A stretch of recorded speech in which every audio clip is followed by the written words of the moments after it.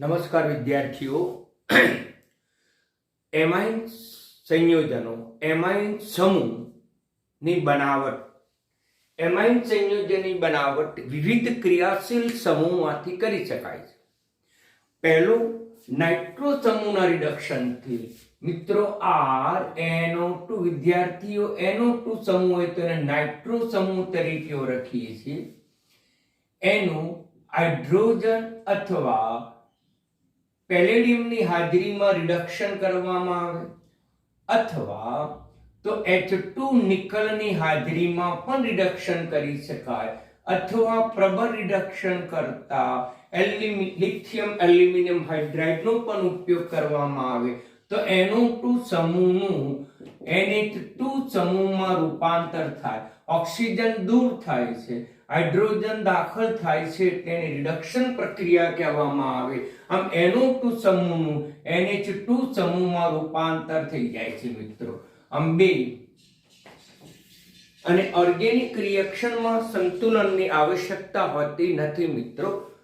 હવે R તરીકે aliphatic સંયોજન પણ હોઈ શકે, યાની કે આલ્કાઇલ સંયોજન પણ હોઈ શકે અને કહીશું એલિફેટિક નાઇટ્રો સંયોજન. એલિફેટિક એનું ઉપર પૈકી ગમે તે એક 3 છે, 1 2 3, એ પૈકી ગમે તે એક વડે રિડક્શન કરતા લેવામાં આવે તો પણ આપણને CH2NH2.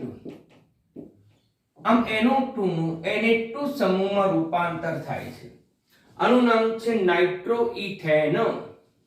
નાઇટ્રોઇથેન. આ નાઇટ્રોઇથેનમાંથી ઇથેનેમાઇન બને છે. એનું પ્રચલિત નામ તો મિથાઇલ એમાઇન. સામાન્ય નામ મિથાઇલ એમાઇન. આ ઉપરાંત R તરીકે એરોમેટિક પણ લઈ શકાય, બેન્ઝીન ચક્ર પણ લઈ શકાય. આ બેન્ઝીન ચક્ર લો તો આનું નામ થયું નાઇટ્રોબેન્ઝીન.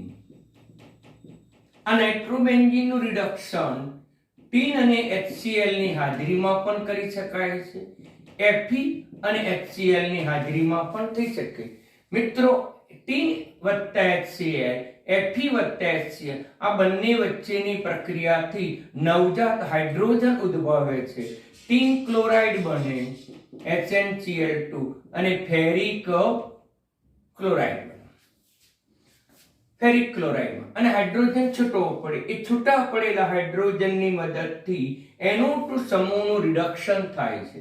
NO2 સમૂહનું રિડક્શન થાય છે NH2 સમૂહમાં રિડક્શન થઈ. પરિણામે નાઇટ્રોબેન્ઝીનમાંથી આપણને એનિલીન પ્રાપ્ત થાય. બીજું પણ એનું IUPAC નામ છે, એમિનો અથવા તો બેન્ઝેનિમાઇન. બેન્ઝીનિમાઇન. બેન્ઝીનની પાછળ એમાઇન પ્રત્યય આવી જાય એટલે બેન્ઝેનિમાઇન. આમ આપણને આલ્કાઇલ અથવા તો એરાઇલ સમૂહ ધરાવતા નાઇટ્રો સંયોજનમાંથી પણ એમાઇન સંયોજનો બનાવી શકાય છે, જે અગાઉ પણ તમે શીખી ગયા છો મિત્રો. હવે નંબર 2 બીજી પ્રક્રિયા ધ્યાનમાં લઈએ. આલ્કાઇલ હેલાઇડના એમોનોલિસિસ.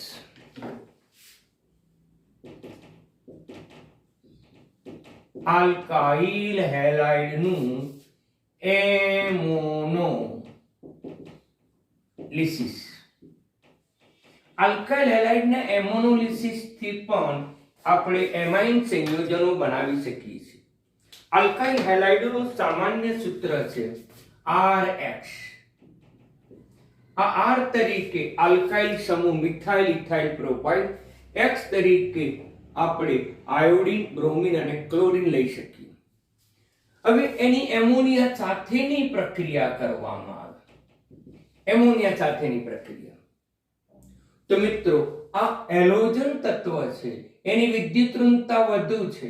એની સરખામણીમાં આમાં રહેલા કાર્બનની વિદ્યુત ઋણતા ઓછી છે, એટલે હેલોજન અંશતઃ ઋણ વીજભાર કાર્બન અંશ ધન વીજભાર આ બંધ ધ્રુવીય હોય છે અને એને પરિણામે નાઇટ્રોજન ઉપર રહેલા અબંધકારક ઇલેક્ટ્રોન યુગ્મ એ આલ્કાઇલ સમૂહ સાથે જોડાય છે અને પરિણામે તે વિસ્થાપન પ્રક્રિયા આપે છે. આ જે છે એ કેન્દ્રાનુરાગી પ્રક્રિયા છે. કેન્દ્રાનુરાગી પ્રક્રિયા છે મિત્રો. એટલે R સાથે NH3 અને મિત્રો નાઇટ્રોજનના અહીંયા 4 બંધ છે, 3 ને 1 આ 4. તેથી નાઇટ્રોજન પોતે ધનવીજ ભારિત બને છે. આ ધનવીજ ભારિત નાઇટ્રોજનનું તટસ્થીકરણ કરવા માટે ઋણ વીજભાર હાજર છે. એટલે આપણને આ પ્રકારનો એમોનિયમ ક્ષાર પ્રાપ્ત થાય છે. આ જે છે એને એમોનિયમ ક્ષાર તરીકે ઓળખીશું. કારણ કે NH3 તો આપણે એને એમોનિયા તરીકે ઓળખીએ છીએ. આ છે એમોનિયા. પરંતુ જ્યારે NH4 હોય ત્યારે એ NH4 સાથે નાઇટ્રોજન 4 બંધ હાઇડ્રોજન સાથે બનાવે છે અને 4 બંધ ધરાવતું સંયોજન નાઇટ્રોજનનું એ ધન વીજભારિત છે. અહીંયા પણ 4 બંધ નાઇટ્રોજનના બને છે. તેથી ધન વીજભારિત નાઇટ્રોજનને તટસ્થીકરણ થવા માટે ઋણ આયન જોડાય છે અને એમોનિયમ ક્ષાર તરીકે ઓળખવામાં આવે. આ જે એમોનિયમ ક્ષાર છે હવે એને આ રીતે પણ લખી શકાય, આ NH2HX. આ એમોનિયમ ક્ષાર છે.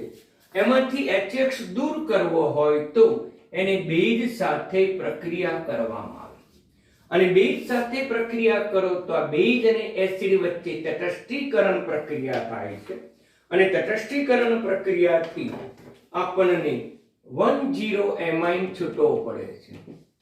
H2O વત્તા NaOX આ પ્રકારની નિપજ પ્રાપ્ત થાય છે અને આપણને 10 એમાઇન નિપજ પ્રાપ્ત થાય.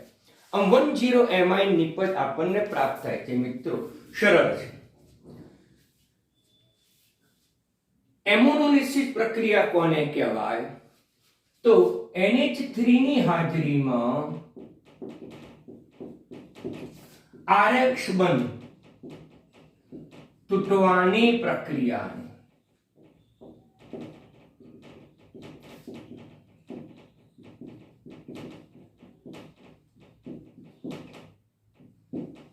આ એમોનોલિસિસ પ્રક્રિયાની વ્યાખ્યા થઈ.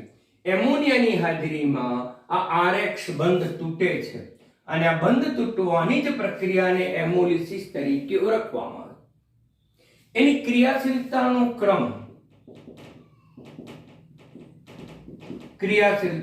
ક્રમ તો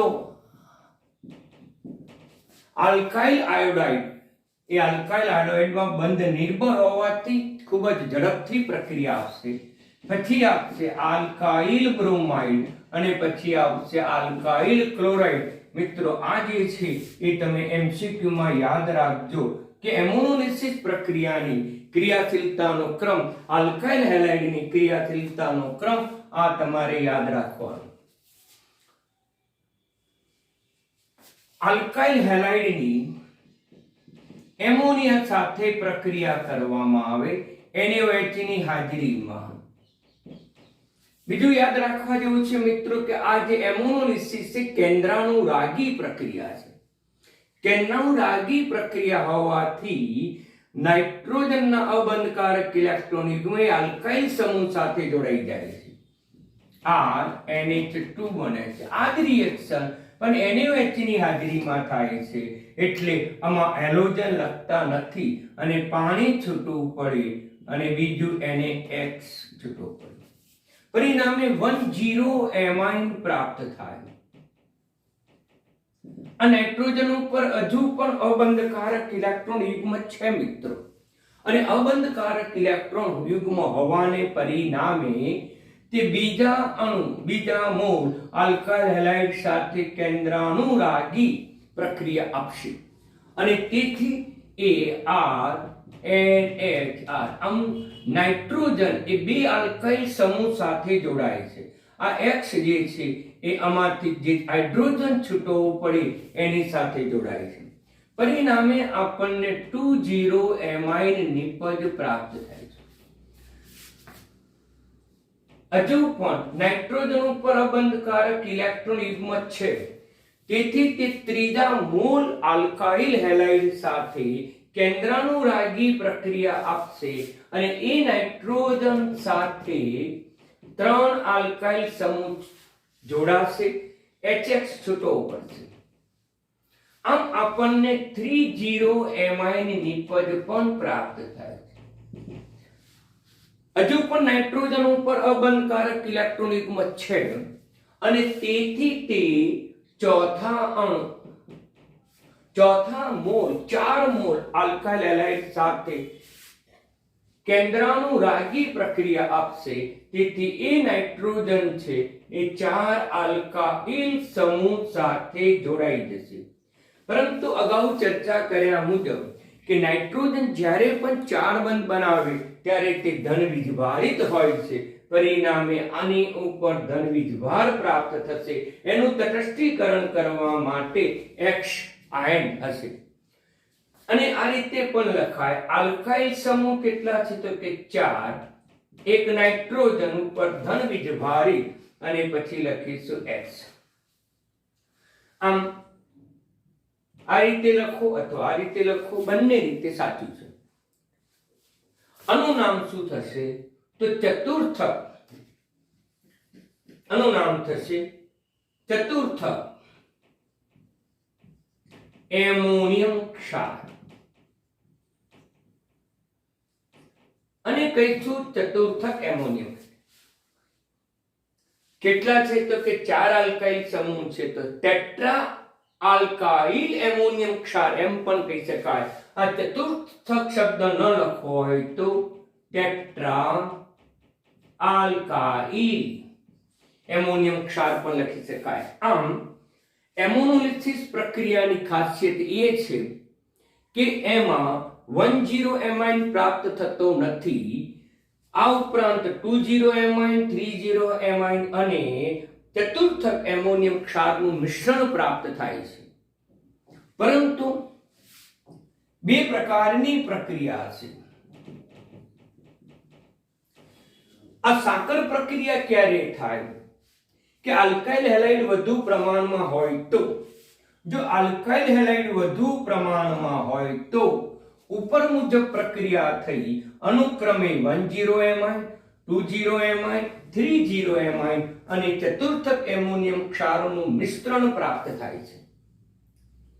પરંતુ બીજા પ્રકારની પ્રક્રિયાની પરિસ્થિતિ જો બદલવામાં આવે, જો વધુ એમોનિયા લેવામાં આવે, વધુ એમોનિયા લેવામાં આવે તો માત્ર આપણને 1,0 એમાઇન જ પ્રાપ્ત થાય છે. કારણ કે આલ્કાઇલ હેલાઇડનું પ્રમાણ ઓછું છે અને આનું પ્રમાણ ઓછું હોવાથી તે આગળ સાંકળ પ્રક્રિયા કરી શકતા નથી. આમ આલ્કાઇલ હેલાઇડ વધુ લેવામાં આવે તો ક્રમશઃ પ્રક્રિયા થઈ 1,0 એમાઇન, 2,0, 3,0 અને ચતુર્થક એમોનિયમ ક્ષાર પ્રાપ્ત થાય. પરંતુ જો એમોનિયા વધુ પ્રમાણમાં લેવામાં આવે તો આપણને 1,0 એમાઇન જ નિપજ મુખ્યત્વે પ્રાપ્ત થાય છે. આ મુખ્ય નિપજ 1,0 એમાઇન મેળવવા માટે એમોનિયા વધુ પ્રમાણમાં લેવો જોઈએ. મિત્રો તો હવે એક ઉદાહરણ દ્વારા સમજીએ.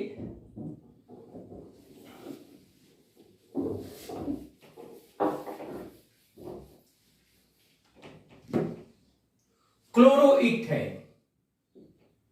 CH3CH આનું નામ છે ક્લોરોઇથેન.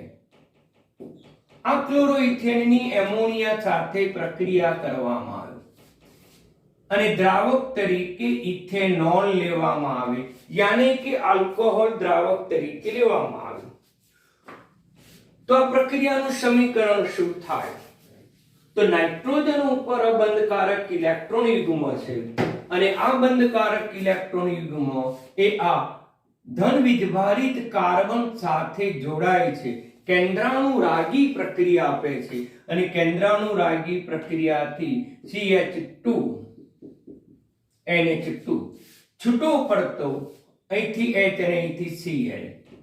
એને આ રીતે પણ લખી શકાય મિત્રો, એમોનિયાને NH2H. આમ તેમાં રહેલો NH2 એ કાર્બન સાથે જોડાય છે, X અને Cl છૂટો પડી -HCl લખી.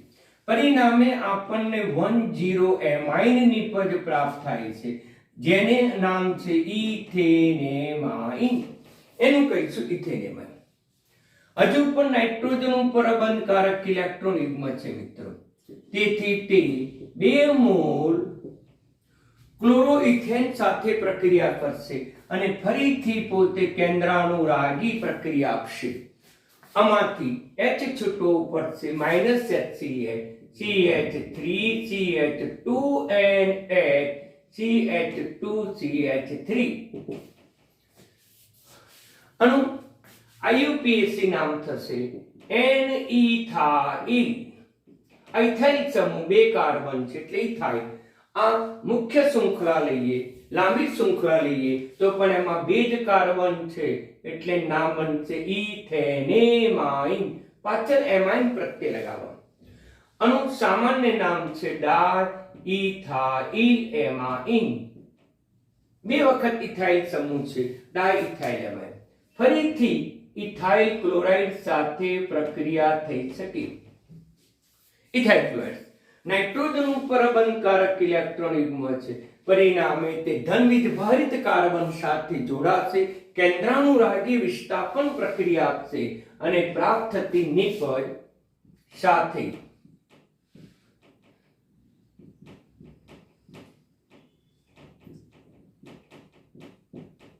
આ નિપજ પ્રાપ્ત થશે, જેનું નામ છે IUPAC NN ડાઇથાઇલ ઇથેનેમાઇન. ઇથેનેમાઇન જેનું સામાન્ય નામ છે, આ જે સમૂહ છે એ કેટલી વખત છે? 3 વખત, એટલે ટ્રાઇથાઇલ એમાઇન નિપજ આપણને પ્રાપ્ત. આમ ટ્રાઇથાઇલ એમાઇન પર નિપજ આપણને પ્રાપ્ત થાય છે મિત્રો. હજુ પણ નાઇટ્રોજન ઉપર બંધકારક ઇલેક્ટ્રોન યુગ્મ છે અને એ વધુ પ્રમાણમાં રહેલા ક્લોરોઇથેન સાથે પ્રક્રિયા કરશે અને પરિણામે એ નાઇટ્રોજન સાથે 4 આલ્કાઇલ યાની કે ઇથાઇલ સમૂહ જોડાઈ જશે. 4 ઇથાઇલ સમૂહ, અને આ રીતે પણ લખાય CH3 CH2. કેટલી વખત મિત્રો? તો કે 4 વખત. અને 4 સંયોજકતા ધરાવતો નાઇટ્રોજન ધનવીજભારિત, તેનું તટસ્થીકરણ આપણે ઋણવીજભારિત ક્લોરીન વડે કરવામાં આવે, એટલે અહીંયા પ્લસ લખીએ, અહીંયા માઈનસ. આનું નામ શું થશે?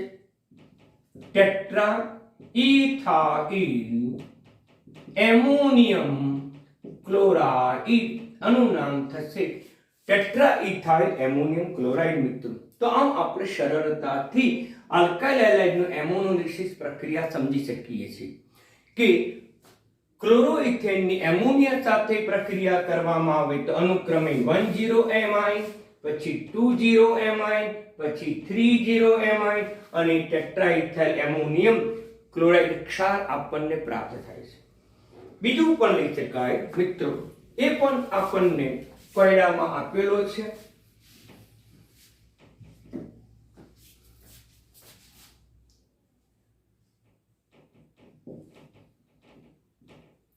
આ સમૂહનું નામ છે બેન્ઝાઇલ.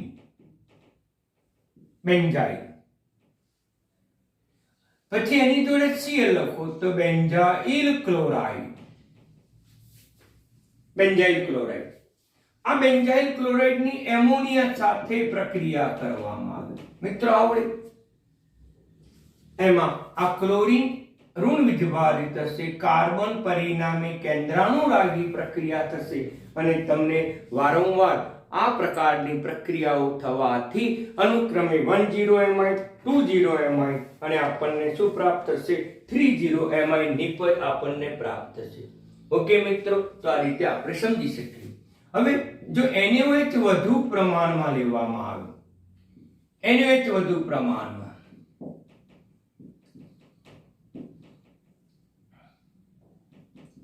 તો આપણને ફક્ત 10 એમાઇન જ નિપજ પ્રાપ્ત થશે.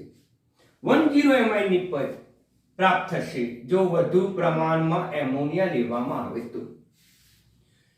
હવે એની આગળ મિથાઇલ ક્લોરાઇડ સાથે પ્રક્રિયા કરવામાં આવે તો મિત્રો શું થશે? તો પછી આ નાઇટ્રોજન ઉપર રહેલા અબંધકારક ઇલેક્ટ્રોન યુગ્મ કેન્દ્રાણુરાગી પ્રક્રિયા આપશે અને 20 એમાઇન પ્રાપ્ત થશે. -HCl. આમ 20 એમાઇન પ્રાપ્ત થશે. ક્લિયર? 20 એમાઇન પ્રાપ્ત થશે. જો તમે હવે ઇથાઇલ ક્લોરાઇડ લો, તમે ઇથાઇલ ક્લોરાઇડ, તો નાઇટ્રોજન ઉપર બંધકારક ઇલેક્ટ્રોન યુગ્મ જે આ ધન વિજભારિત કાર્બન સાથે જોડાશે અને તેને પરિણામે કેન્દ્રાણુરાગી પ્રક્રિયા થશે. નાઇટ્રોજન સાથે C2H5 લખી શકાય. તો આ 10 એમાઇન છે, આ 20 એમાઇન છે, આ 30 એમાઇન. તો મિત્રો આનું નામ શું થશે? આનું નામ છે બેન્ઝાઇલ. આ જે છે મિથાઇલ એટલે બેન્ઝાઇલ, મિથાઇલ એમાઇન. મિત્રો 30, તો આ છે બેન્ઝાઇલ સમૂહ, આ છે મિથાઇલ સમૂહ, આ જે છે એ ઇથાઇલ સમૂહ છે. એટલે પહેલો ઇથાઇલ સમૂહ આવે, ઇથાઇલ, મિથા, પછી આવે બેન્ઝાઇલ સમૂહ, બેન્ઝાઇલ. આ શોર્ટ ફોર્મમાં લખ્યું છે મિત્રો, ટૂંકમાં ઇથાઇલ, બેન્ઝાઇલ, પછી મિથાઇલ, છેલ્લે આપણે લખીશું એમાઇલ. તો આમ વિવિધ પ્રકારના હેલાઇડ સંયોજન સાથેની પ્રક્રિયા પણ તમે સમજાવી શકો છો મિત્રો. એટલે બિલકુલ સરળ છે, ધ્યાન આપો. હવે ત્રીજી પદ્ધતિ, એ ત્રીજી પદ્ધતિથી પણ આપણે એમાઇન સંયોજનો બનાવી શકીએ છીએ. ત્રીજી પદ્ધતિ નંબર 3, નાઇટ્રાઇલ સંયોજનમાંથી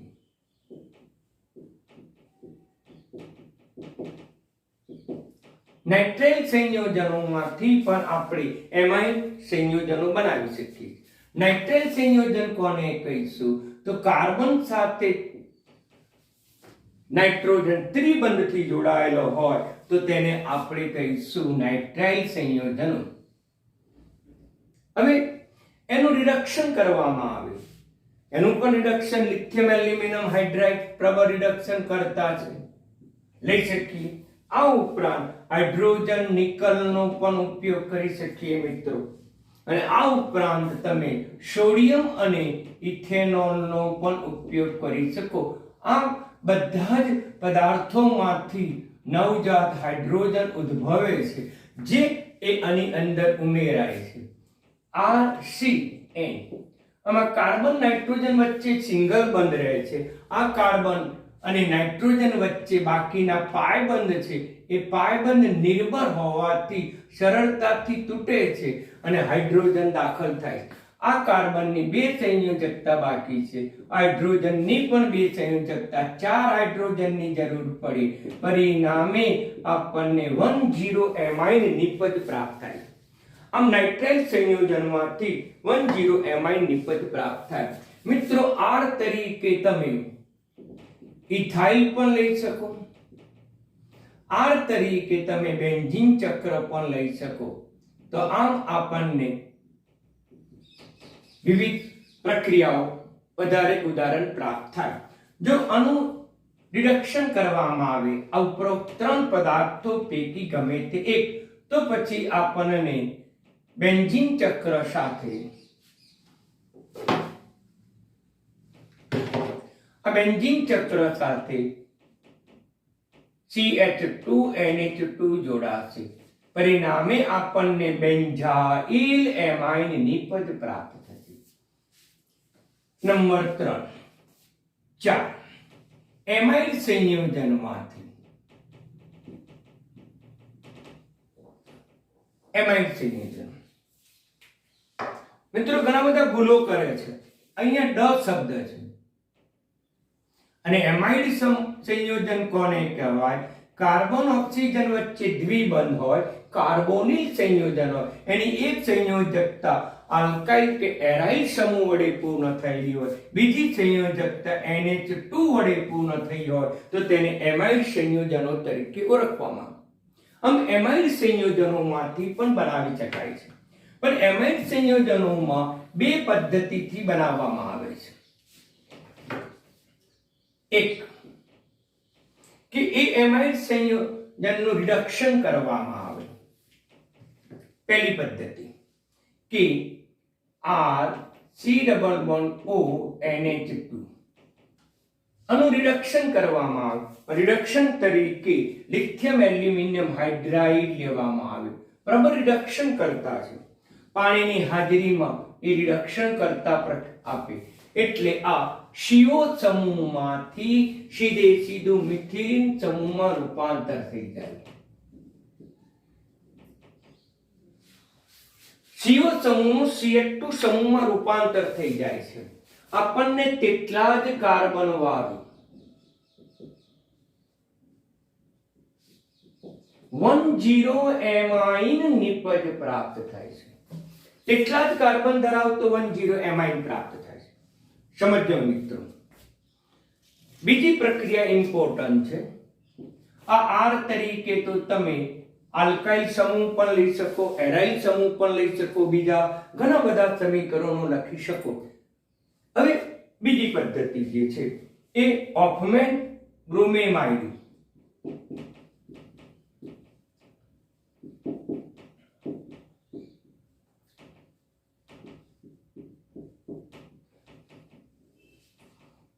થિયરી માટે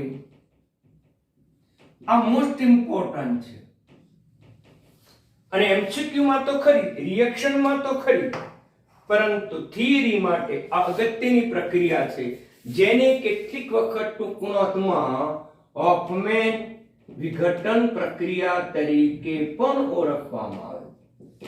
જેને હોફમેન વિઘટન પ્રક્રિયા તરીકે ઓળખીશું. તો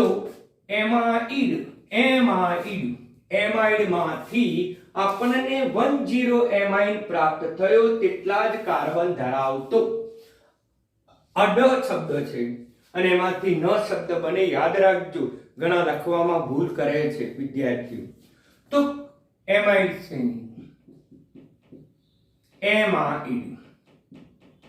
આ એમાઇડની સોડિયમ હાઇડ્રોક્સાઇડ અને Br2 જળ સાથે એને ગરમ કરવામાં આવે તો મિત્રો આખો CO સમૂહ જ દૂર થઈ જાય છે અને આલ્કાઇલ સમૂહ જે છે એ આલ્કાઇલ સમૂહ કે એરાઇલ સમૂહ એ નાઇટ્રોજન ઉપર સ્થાનાંતરિત થઈ જાય છે.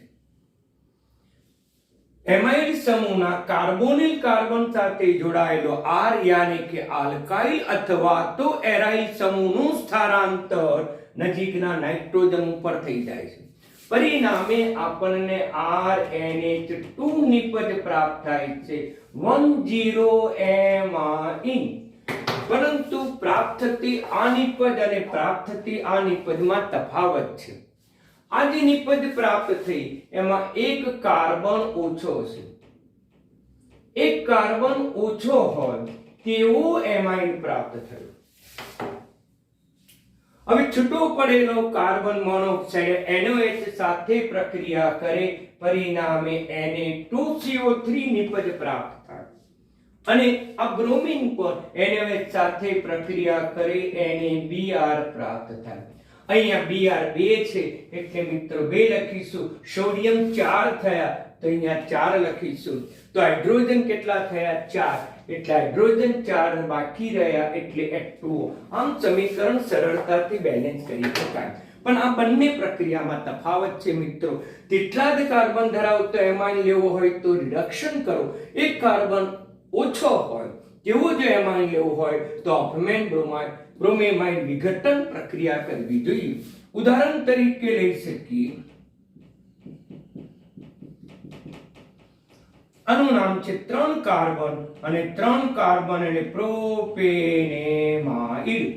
આ પ્રોપેનાઇડની હોફમેન પ્રક્રિયા કરવામાં આવે તો આમાંથી CO સમૂહ દૂર થાય છે.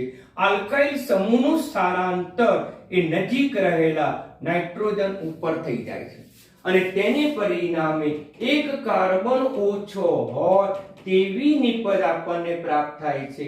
એટલે આપણને ઇથેનેમાઇન નિપજ આપણને પ્રાપ્ત થાય.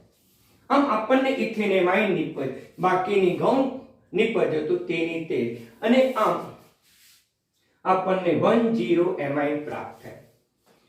તે જ રીતે મિત્રો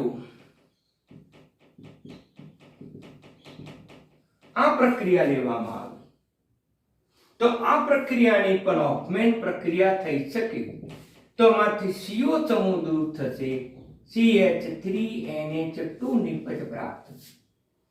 આમ ઇથેનેમાઇડમાંથી આપણને મિથાઇલ એમાઇડ અથવા તો મિથેનેમાઇડ નિપજ પ્રાપ્ત થાય. હવે HCOONH2 આનું નામ છે મિથેનેમાઇડ.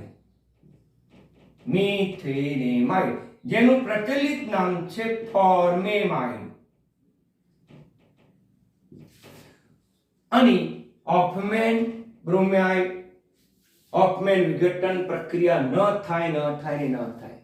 આ પૂછાઈ ગયેલો MCQ છે કે કયા એમાઇડ આ પ્રક્રિયા ન આપે તો એક કાર્બન ધરાવતો મિથેનેમાઇડ એ હોફમેન પ્રક્રિયા ન આપે, પરંતુ એક કાર્બન ધરાવતો એમાઇડ એ આ લિથિયમ એલ્યુમિનિયમ હાઇડ્રાઇડ વડે રિડક્શન થઈ શકે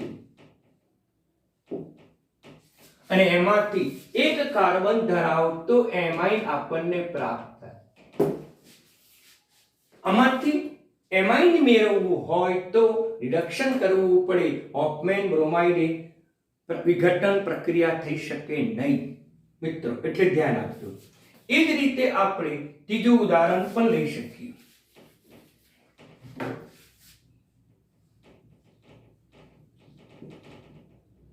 CONH2 આનું નામ છે બેન્ઝેનેમાઇડ.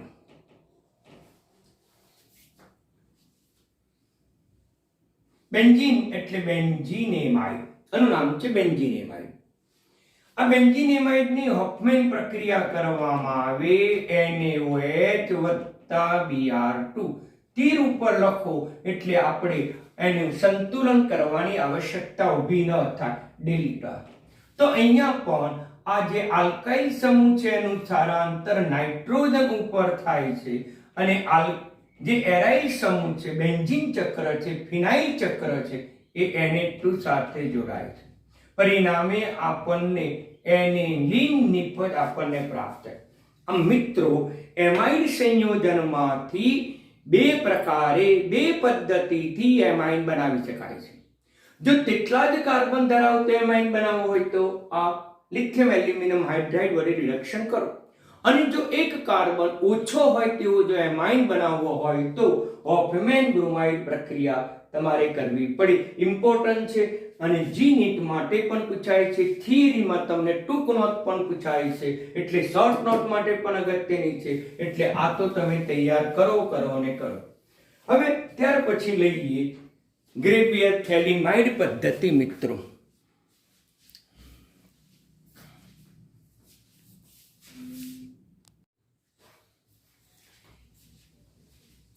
ગ્રેવિયર થેલિમાઇડ સંશ્લેષણ.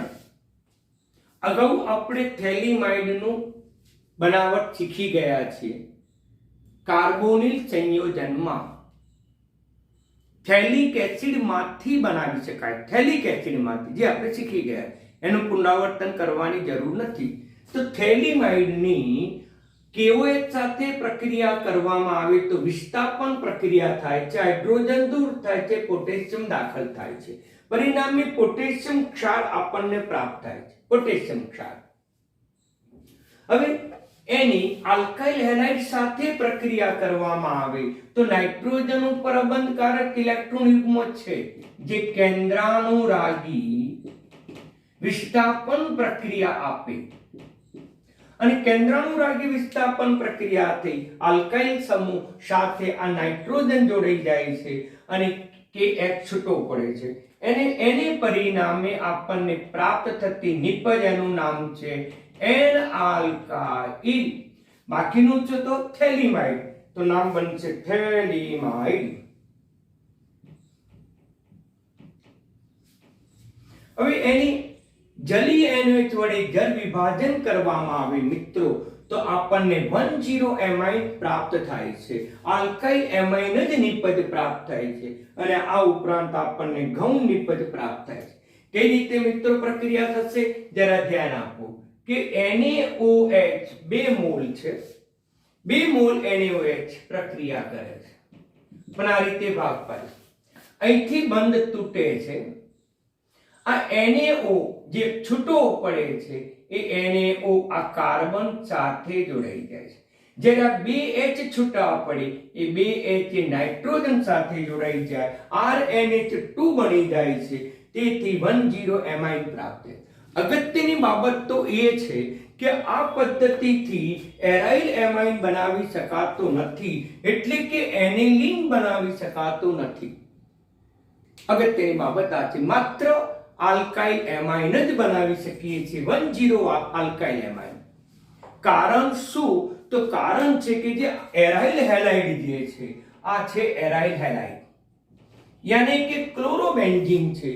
એ ક્લોરોબેન્ઝીન કેન્દ્રાનુરાગી વિસ્થાપન પ્રક્રિયા આપી શકતો નથી અને તેને પરિણામે આપણને એરાઇલ એમાઇન યાની કે એનિલિન બની શકતો નથી. એટલે આ બાબત તમે MCQ માં જીનીટમાં બરાબર ધ્યાનમાં રાખજો મિત્રો.